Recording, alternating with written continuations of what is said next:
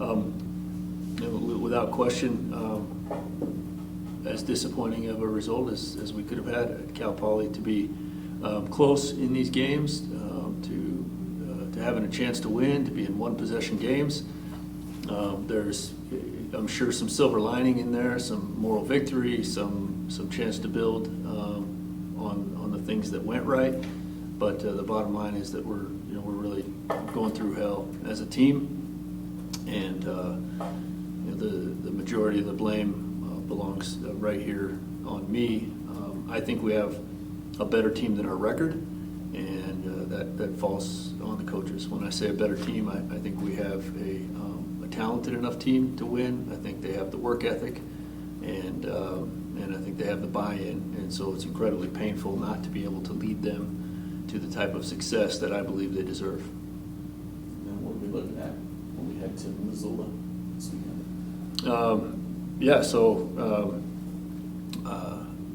I've been to Missoula several times, been to that environment, that stadium, been there when they're rolling like they are now. And it should be, for our players, an incredible challenge, but also a fantastic experience in their life. It's in my opinion, the premier.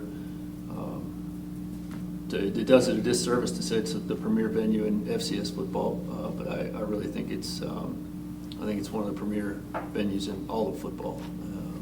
A fantastic place to play, fantastic environment, and all we can ask for in terms of a challenge for us right now as a team. Look at their tape. What do they do well? I think their team starts with toughness and discipline. They do a really nice job on defense, create a lot of havoc. They bring a lot of pressures and rally to the football, minimize big plays. They minimize the opponent's ability to rush the ball consistently. And offensively, they play a complementary brand of football. Since Clifton came in at quarterback, they seem to emphasize a little bit more of a run-first mentality, and he can make a lot of those runs go by being a +1 ball carrier inside the box between the tackles, and he throws the ball well too. There's a lot of passing yardage that he's able to rack up by getting defenses to commit a lot of guys to the box, and then he's able to find open receivers, and he's able to extend plays as well. Got some nice receivers on the outside, one of the best running backs in the conference, and they've got some. They don't just have one back, like some of the teams in our league. If one of the backs goes down or out of the game, they kind of lose the rushing attack. Montana has multiple backs and a great big offensive line that I think is, just in my opinion, probably the most improved area on their football team. They've been playing really well up front lately, and a big part of their big win against Idaho was about that offensive line really getting their offense going. They're always strong on special teams. I think I've been coaching against Coach Hauk for decades now, and anytime we go against a Bobby Hauk team, they're going to be strong on special teams. Take a lot of pride in that area, and you see that very clearly on video watching Montana this year. And the record being what it is, but I think maybe everyone who watches sees that you're competing. And I don't mean that in a superficial, you're, in a lot of ways you're right there. You feel like you've got that again going into Montana? And I ask that because they might be a different breed from Sacramento State and, running down who else you play. You feel like you can compete and be there this week? It's certainly, I recognize in your question, this is the biggest challenge in the conference that we've faced to this point, where the combination of them being a very good football team with a lot of momentum coming off of a bye. They're playing at home where they've been very successful. Yeah, there's no question it's the biggest challenge. That doesn't in any way, diminish our opportunity to play our very best game. I think we're a good football team with a horrible record, and just I don't know of another way to say it. I've got the reasons why we've got a horrible record, but that to me is the bottom line. Our team absolutely expects to go in and compete and have an opportunity to win, and that's really where we've fallen short. Is when the game has been on the line, we haven't delivered. We haven't delivered as coaches. We haven't delivered the right play calls. We haven't delivered on an execution standpoint with our players. But in terms of mental toughness, I told our team this last week. I still believe it. This is the most mentally tough team that I've been around. To lose in heartbreaking fashion week after week after week, one-score games, and then come out and prepare like they do every week and bring the energy. You may notice that we tend to start games pretty strong, and we tend to start second halves pretty strong. And I'm not a motivational speaker. There's nothing that I'm saying in the locker room to get them to kick the trash can on the way out, and that we're kind of living on some kind of surviving on some kind of emotional wave. That's these boys, believing, working, adjusting, preparing, and then going out and executing at a high level in a lot of our first and third quarter successes right now. We just need to put 4 quarters together, and I think we can compete with any team in the country.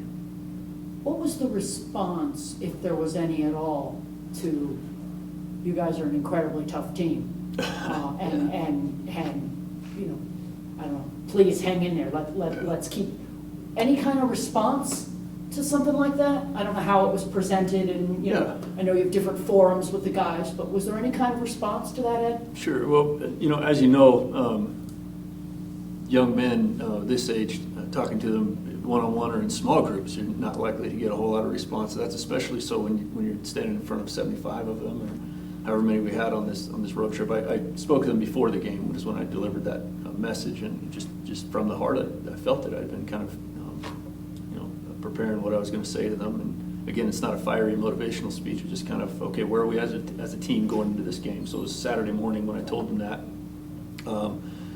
The response was just muted because of the situation. It's a large group, but I believe that the players respond in the way that they perform, and I think that they went out and performed, from the start with a lot of motivation, high execution, and we just weren't able to sustain it. The muffed punt in the first quarter there, when we had Paulie completely on the ropes, and we were marching it up and down the field, almost at will, running the ball for I think 7 yards a carry at that point, 2 stops, one of them a giant sack for minus 10 plus yards, and force a punt deep out of their own territory. I thought we had all the momentum. I thought the life was completely gone from their homecoming crowd, which was a nice crowd and a nice environment. And I felt like Cal Poly was fearing that they were in for another blowout loss. And I felt like our guys were excited about the chance to get the ball and go back. And that's part of being a punt returner. It's part of being a head coach. It's part of being a quarterback. When we make mistakes, it's there for everybody to see. Blake's the best guy for the job. And he'll live with that mistake forever. He's another mentally tough one. He'll be ready to go this week, and I have full 100% confidence in him. But that was a huge momentum swing. But my point is, they were ready to play. You've talked a lot about you and the coaches taking on and owning these losses, even more than the player. As the season has gone on, Ed, have you identified any, I don't know how to say it, disconnect between these groups, between the messages, the coaches, and the players, and where you might not be getting through, if that's the way to say it? Yep, I think the progress that I've seen in our team, and I'll take the first 3 games as a segment of the season where I thought we were outclassed in every way. I didn't think that the things that we were trying to do fit our players very well. I didn't think that our players had a lot of confidence in what we were trying to do and how we were trying to do it. And I think we were also, as coaches, still trying to figure out who some of our most capable players were. And as we've progressed and gotten into conference now, I think we have a much better idea as coaches who our best players are. And I think that we, when we're sticking to our core philosophies of how we play offense, defense, and special teams, I think we're executing at a high enough level to win. And I think our execution is faltering when we try to get a little too cute, in all three phases. And so we want to, I don't think that any team is capable in the Big Sky of going out and saying, we're gonna run the ball between the tackles all game, and we're gonna play base defense all game. I think there has to be some creativity. There has to be some ingenuity and adjustments in the systems of all three phases of the game. But we need to lean into the execution of our players, and that's where I think our coaches have come up short. And when you say lean into the execution, maybe a non-football person, that means what? Just following through on the things that need to be done. Sure. Yeah. Right. I mean, make sure that handoff gets made and there isn't a fumble, or I'm just trying to think of something to try to show you. I think I understand to a degree.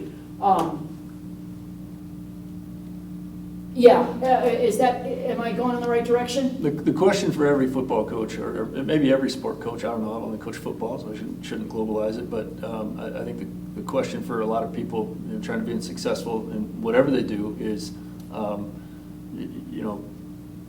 how to execute at the highest level, and there's what's the right number of plays to execute at the highest level possible. If we go out and we run the same play every single snap, the opponent is going to have some advantages. We're going to execute at a very high level, but the opponent's going to have some advantages in knowing what's coming. And so as we grow the number of plays or calls that we have, the law of compensation says we're not going to execute those plays as well as we do our one play. But there's the correct number, and I don't think we've hit the correct number yet. I think on special teams we're doing it pretty simply, and we have our wrinkles and our surprises that have been consistent throughout the season. We've practiced them all year and haven't shown some of them. And I think on offense and defense we can just continue to zero in on what we're capable of doing best, make it player focused. The essential question is, we play best when blank. That's what we have to figure out as coaches. I see. Yeah, and at times I think we're playing at a really high level, and when the game has been on the line in the fourth quarter, we haven't been there yet. So I want players to take their own responsibility for those moments. Of course. And I want coaches to take our responsibility for those moments. And so you'll hear me, when you hear me speak, I'll mainly be speaking about where we can get better as coaches. Was the Cal Poly loss any different from the others? It felt very similar in that, essentially a one possession game. All of our league games now have been a one possession game. The exception to that was Idaho State, but there were also some pretty fluky things that happened in that game that I think. That was one possession early. I mean, that was one possession late. Yeah, it was. Yeah, what I've said to the players is, in every one of our league games now, we've been, one additional stop, and one additional score from winning the game, and that's the common denominator. And we could be looking at 4-0 right now, if only, and those if onlys are big if onlys. We need to be better, and that's not to take anything away from our opponents, but regardless of the caliber of the teams that we've played in conference so far, we've been competitive, and yet our record is horrendous, and we need to own that and recognize we're going to Montana. The university is putting forward the necessary cost to have our team travel there and prepare to play a game, and we're going to put everything we have into it and play the very best we can. I just have one more. Yeah, no, and Blair is outside. I heard on the radio broadcast that Alec Pell is out for the year. Is that right? Yeah. Is Yep. He's out? Yeah. Okay.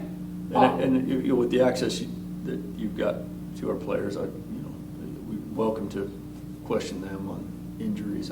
Okay. I just would rather not I go get into the it. details, Yep, stuff yep. like that. But yeah, certainly if it's out there, I don't need to hide anything either. But if it's out there and he's put it out there, then I'm happy to confirm that.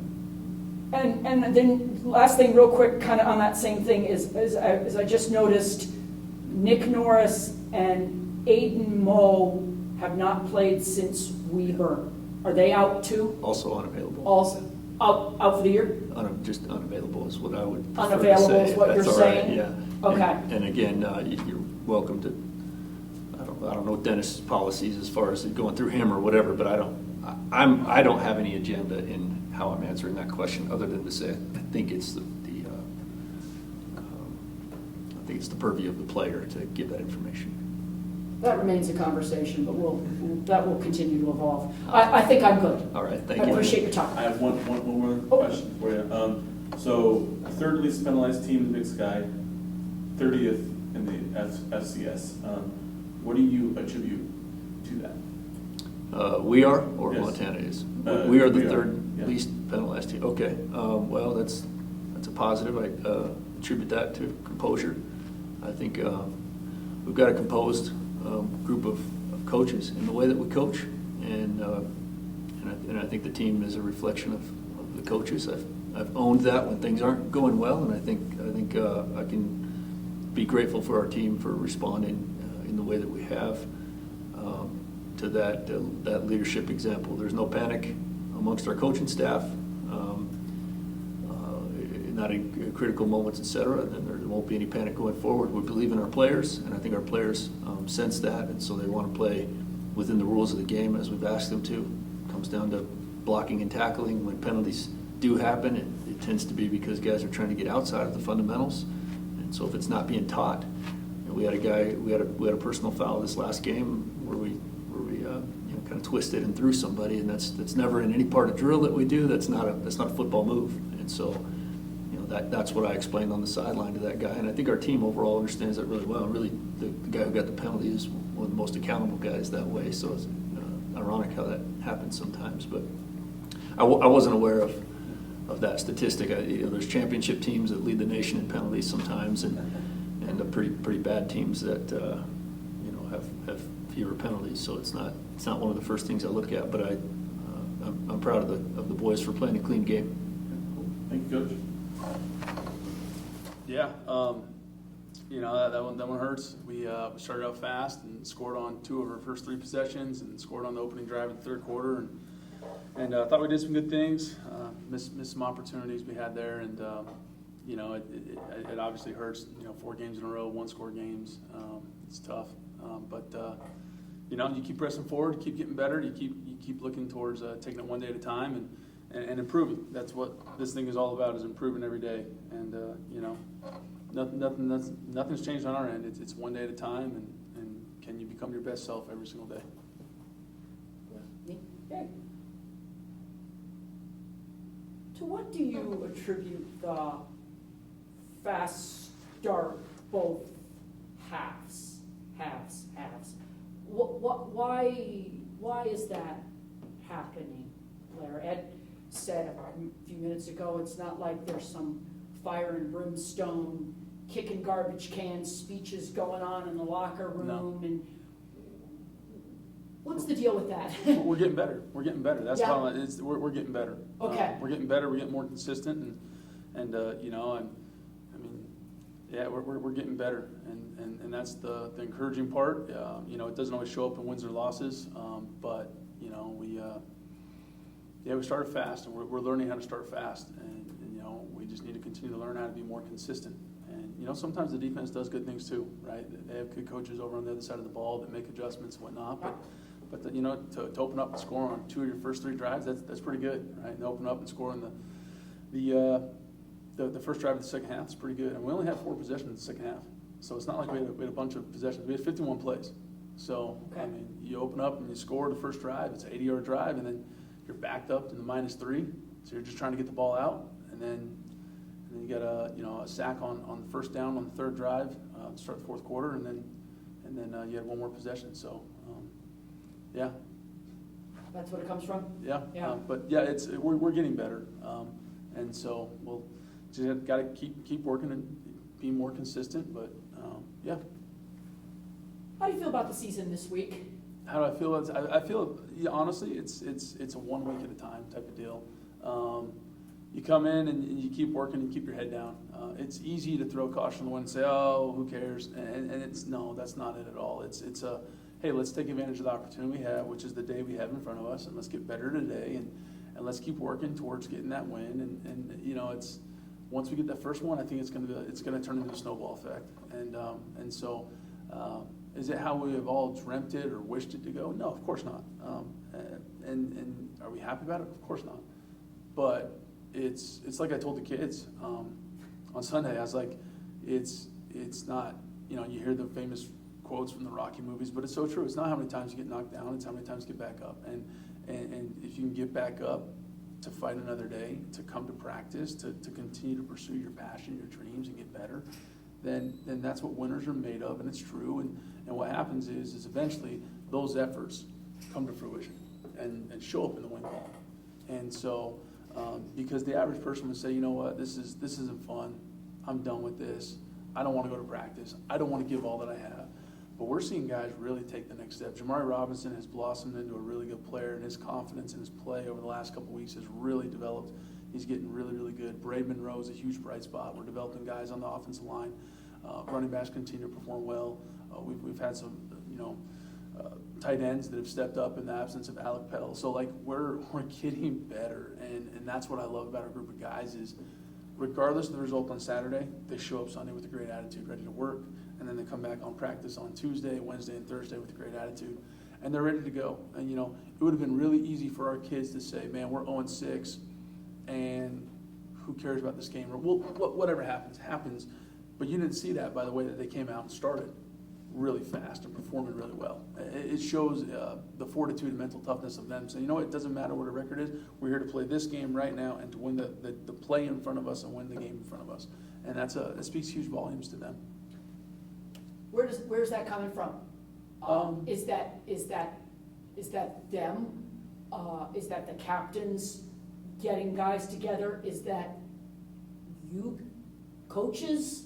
Somehow you're keeping them, I think it's the culture. afloat? I think it's everything. I think it's the culture. I think we have great leaders on this team. Jacob Serban does a great job.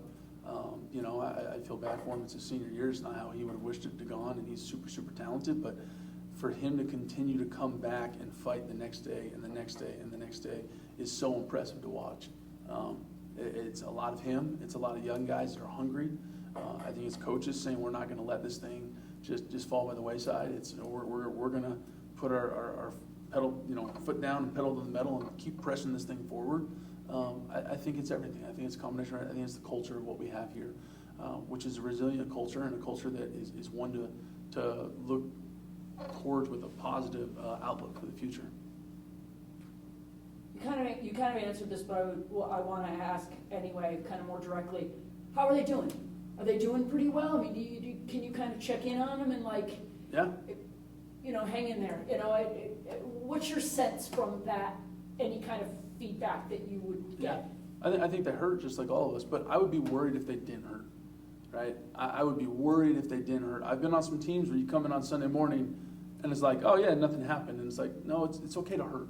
Yeah. It means you care. It means Yeah. you're invested. The beautiful part is, But they're hanging in. oh no, their attitudes are great. They show up to work. They're working hard. They're not just going through the motions, and that's the beautiful part of it. I've been on some teams that have had some rough seasons, and you sit there and you're like, man, this thing is falling apart, and the guys have given up, and that's not it at all here. That the guys understand, hey, we have a lot to play for because we have pride to play for. Every Saturday in college football, every game day is so precious because you only get so many of them in your lifetime. Yeah. And I think they understand that, and so they're taking advantage of that. But you know what? You never know when it's your last. You never know how many more you have, and so quit there's no point to feel sorry for yourself and say, oh, poor me, it's not gone the way I want. It's, nah, forget that. Like, I get to play football. Like, regardless of the record, it's like when you're little kids in the backyard and you just show up to play a game and versus your buddies, you don't worry about records or this, that. You're just, dude, I'm here to play football. And so you enjoy the moment. And I think that's what our kids are doing right now. And I think that's why they compete so hard. Montana, what do they do well? Everything. I really wondered good. if you might say that. Everything. I wondered if you might say that. They're Yeah. really good. Man, they fly around, they cause chaos, they play so hard. I mean, obviously, that head coach has been there for a while, two different times, and had success for all the years he's been at Montana, and he's developed a really rich tradition and culture and of winning and playing hard. And so they're so good. And there's a reason why you say Montana and you say, oh yeah, that's Montana. Like they're known as one of the dudes, and there's a reason for that. So they do everything great. They're awesome. You finding something you can exploit? I don't know. We'll see. We'll see. I think that's part of the game plan is game planning in general, right? You always look for those things. What can you exploit? What can you take advantage of? But the bottom line is they do so many things so well.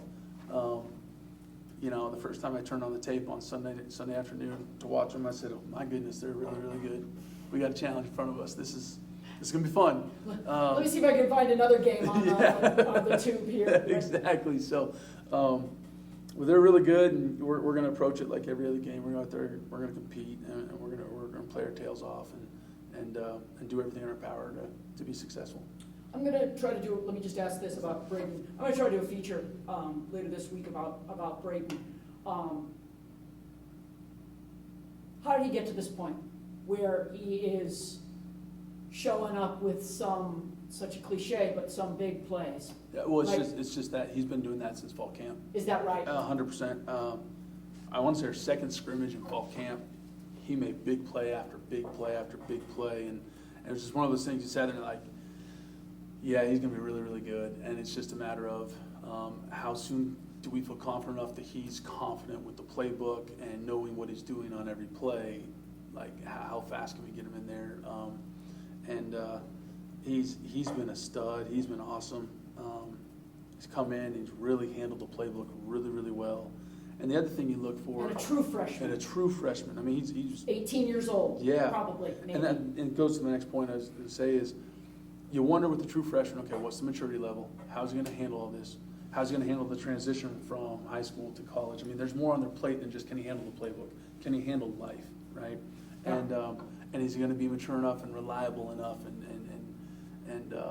Man, he has answered the bell on everything. He's been fantastic. And we told him coming into the season, hey, you got a real shot to play. It's just you'll determine how soon or fast that is, but and. He's physically mature enough to play. Obviously, that he's done it on the field, but his mentality and his attitude has been fantastic. What makes him so effective? I mean, he's a big guy. Probably prototypical size for that position. Mr. Consistent, Mr. Tryhard. I mean, he's an athletic freak. I mean, looks like it. Yeah, gets up there. Oh, he can get up there. He can do a 360 dunk. Really? Yeah. When we were recruiting him and. We saw him do a 360 dunk. One of his high school basketball highlights were like, yeah, he's a dude.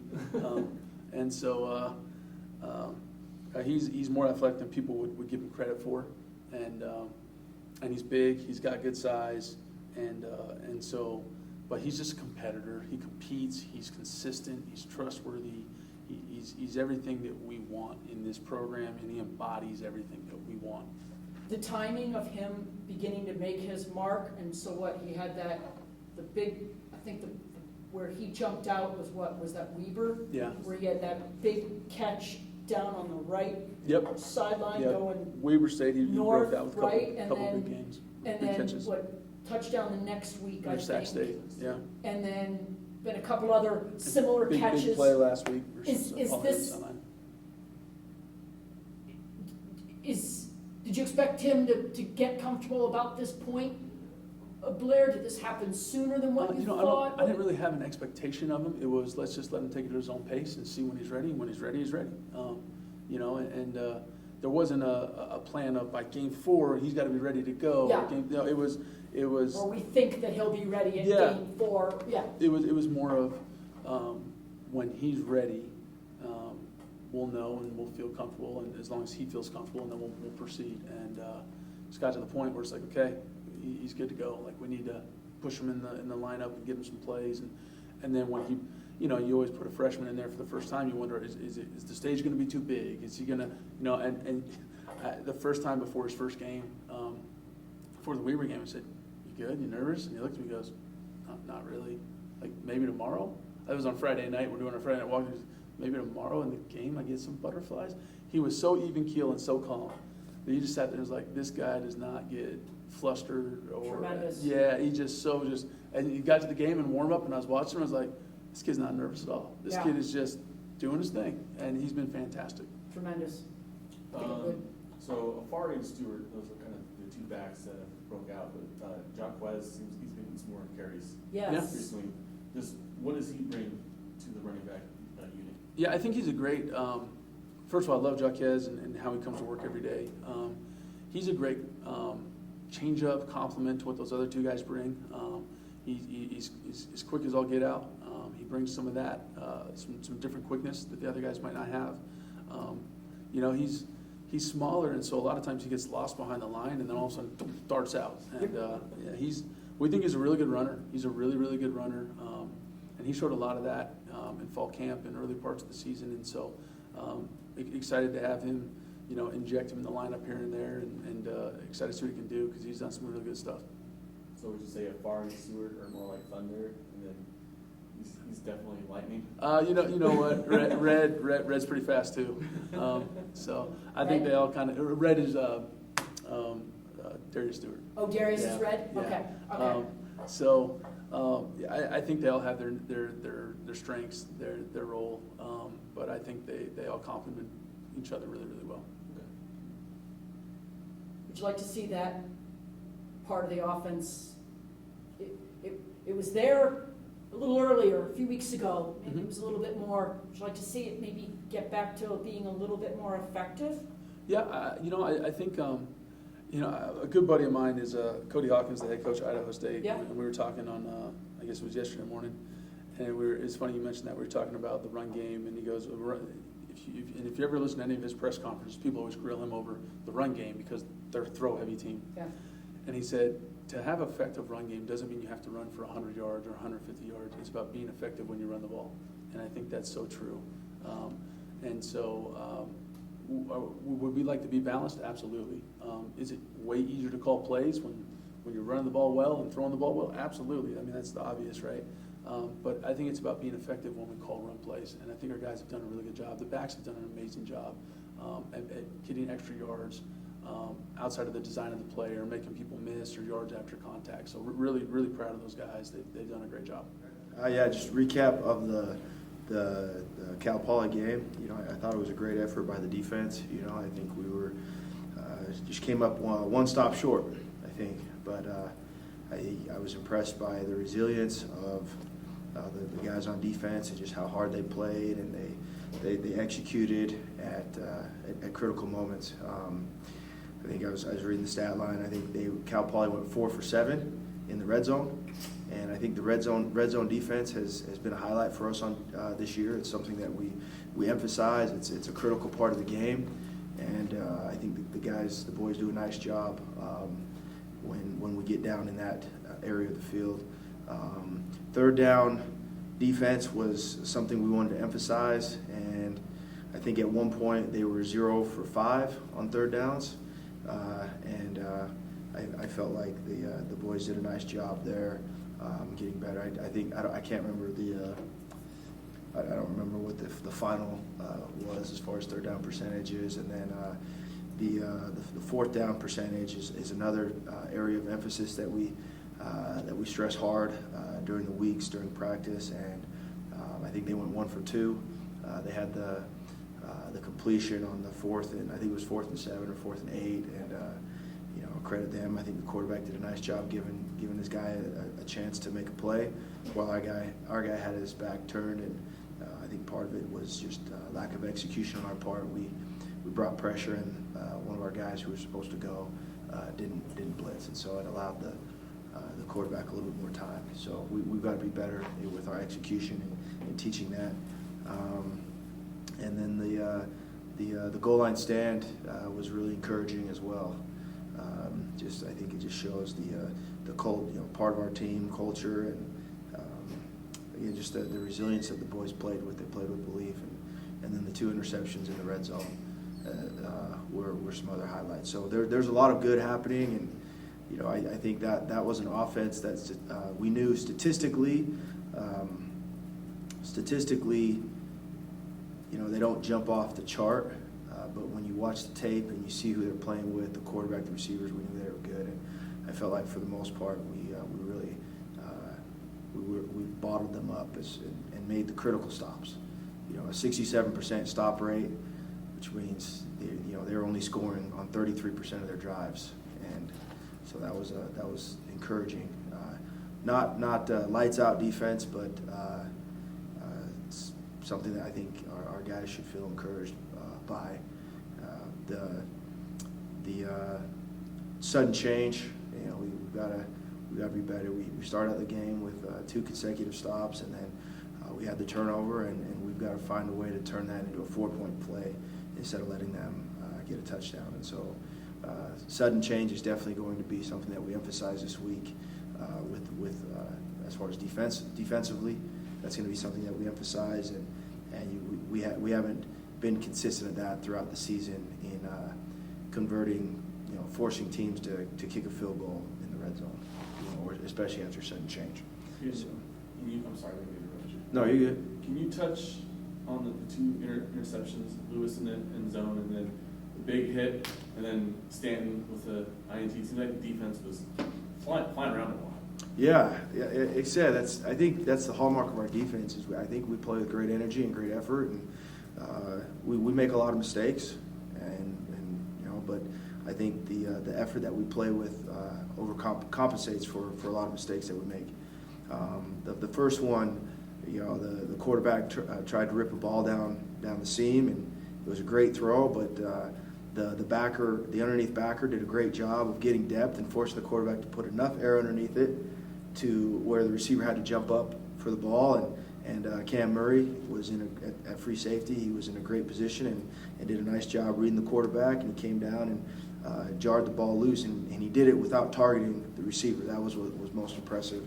Is before the receiver could come down, Cam hits him within the rules, and the ball pops up, and Stanton did a great job running to the football, and we preach that good things will happen to you when you run to the football. And Stanton was in the right place at the right time because he ran to the ball. The other one, great play by Tizzy. The quarterback had made some good throws against tight coverage, and they marched down, and they were taking a shot, and I believe we were in cover 3, and Tizzy press bailed, and I think you could actually see. Well, I'm not even going to say that, but the quarterback thought we were in man, and Tizzy press bailed, and we baited him into throwing a fade to a bailing corner, and then Tizzy did what he's been doing all season, and he made the play, and he executed the takeaway, which was really encouraging because I think it was the series before that, or earlier in the game, he dropped a pick in the red zone, right? So it was really fun to see him bounce back from that, because I know he was he's really hard on himself, and so I was really proud of Tizzy in the way he just rallied and executed the takeaway the next opportunity he had. So there's a lot of good that's happening on the field, but we got to be better. We got to get more stops, and we've got to be better in sudden change. And I think for defensively, that's the difference in the game from a defensive standpoint. Is that moving forward with Montana? It's kind of something I'd always joke around about, but when I was coaching at BYU, and we'd always, whenever you schedule an FCS opponent, I'd always joke around and say, hey, if you're at an FBS, if you're coaching or playing at FBS, you don't schedule any of the Montanas or any of the Dakotas, right? Because it's going to be a game, and they are capable of beating you. And so I bring that up just to articulate the respect that we have for Montana and just their brand of football. Offensively, they're tough, they're physical, and the way I see the game, they play the game the right way, and they play with a lot of respect for the game, and you can tell they're coached hard, and they're a good football team. The quarterback, he's a big athlete, and I think they use him the right way with mixing in QB run game, and he's got two good running backs. One of them, the freshman who's on the Jerry Rice Award nominee, and as he should be. I mean, as you break down the film, he's a really dynamic player. He breaks a lot of tackles, and he's a really good player for them. And then they complement it with 26, who's a tough, physical back. He runs hard. I like the way he runs. And then they're behind a big physical O-line who knows how to strain, and they're tough and they're strong, and it's one of the better O-lines that we have seen this year and that we will see. And so the run game, stopping the run game is going to be a point of emphasis for us this year, this week against them. And then they've got capable receivers as well. So they've got a proud tradition, a great tradition over there. I've played against Montana before at other places, and we're excited for this game. I think we pride ourselves on defense being physical, and this is a physical offense, and it will be a physical game. And so I'm excited to see. I'm excited to see what we can do. You know, I'm really confident in our ability to get stops on defense. This team, you guys, you've been right there with pretty much everybody, at least in the Big Sky, right? Is Montana any different? I mean, do you still feel like you're going up there and we can hang with these guys? I know they're really good. We can hang with these guys. I mean, is that the mindset? Yeah. The guys think we can hang with these guys. Maybe they are, but we can hang with these guys. Yeah, they're a good team, and they have our respect. But our mindset isn't that we can just hang with them. We can go up there and play well. Okay. You know, that's our mindset on defense. Like, it doesn't matter what color jersey you're playing against or who. We're very confident we can go in and play well, and we need to go in and play well. And our boys have risen to the challenge. Really, for the last few weeks now, we've played good defense against good opponents, and we're going to need to do it again. But we're going to have to be better than we've been.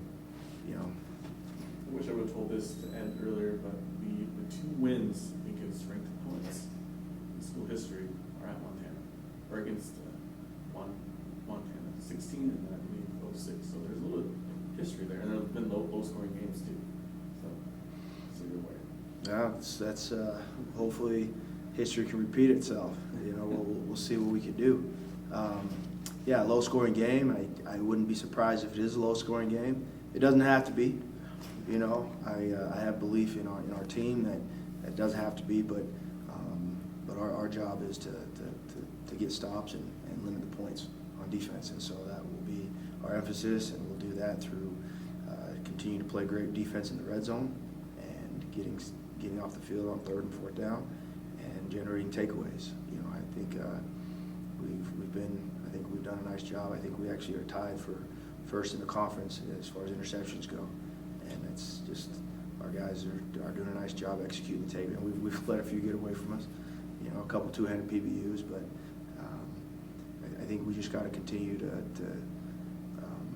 stay the course and just tighten up a few areas on defense.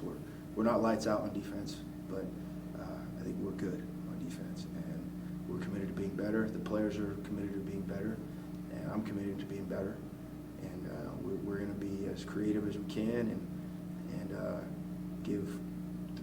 give our best efforts, which is what the players deserve.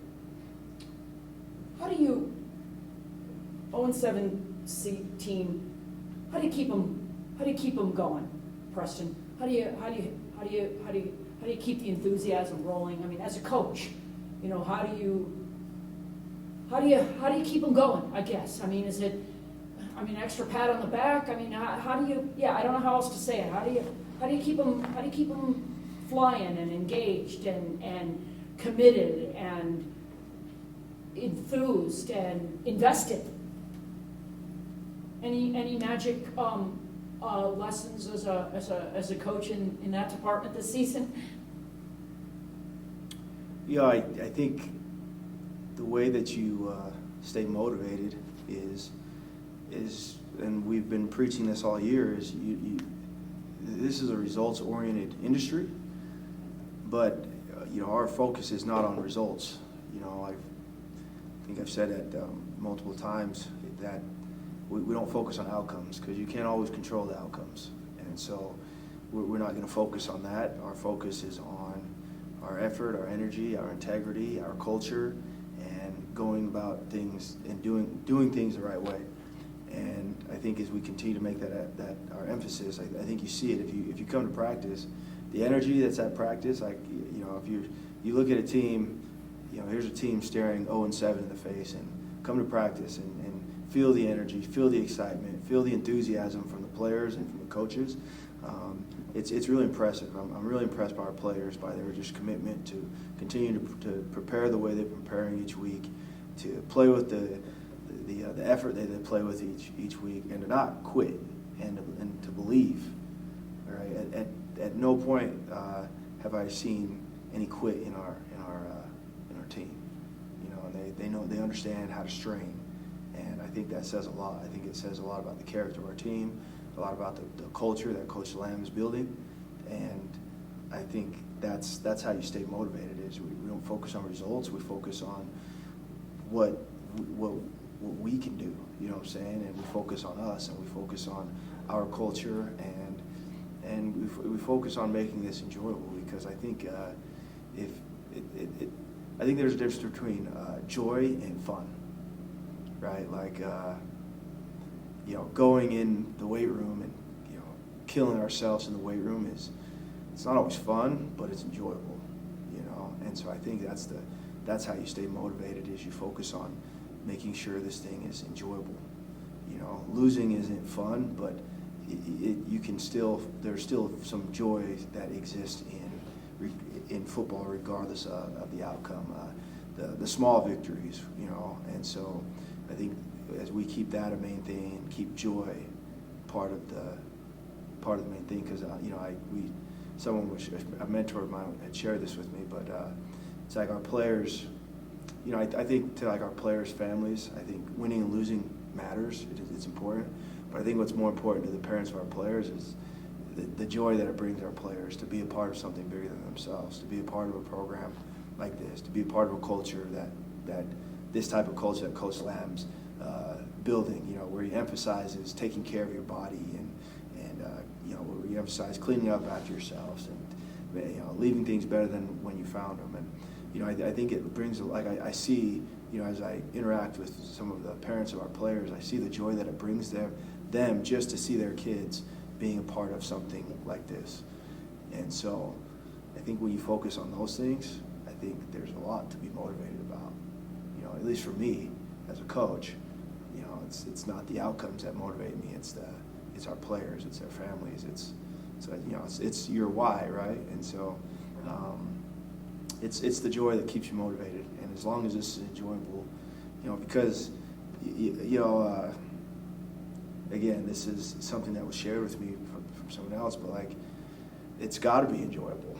As coaches, we're competing against the greatest technology in the world, which is the smartphone, social media, right? And so if it's not enjoyable, how can we expect our guys to be motivated when they have all these other things just pulling their attention? Not to mention school, not to mention their social life, and a lot of our guys are doing a lot for their families back home, even from here, and then you factor in social media and the smartphone. If it's not enjoyable, I think just today in college football, I think guys are going to have a really hard time being, however you define success, but I think they're going to have a hard time finding success. And so there's got to be joy in what you're doing, regardless of what it is. And again, don't confuse that for thinking it always has to be fun, because sometimes it's not always fun, but it's enjoyable and it's fulfilling. And so I think that needs to continue to be the focus. And I think that's why our guys have been playing with no quit, playing with a lot of fight, and they are excited for this game. This is a good team, a great environment. It's a good physical offense, which we invite that. And I'm really excited to. We as a unit, as a team, we're excited for the challenge, and they're going to get our best effort. I have to ask one more thing here, because I'm curious. Cal Poly had a lot of success running the ball.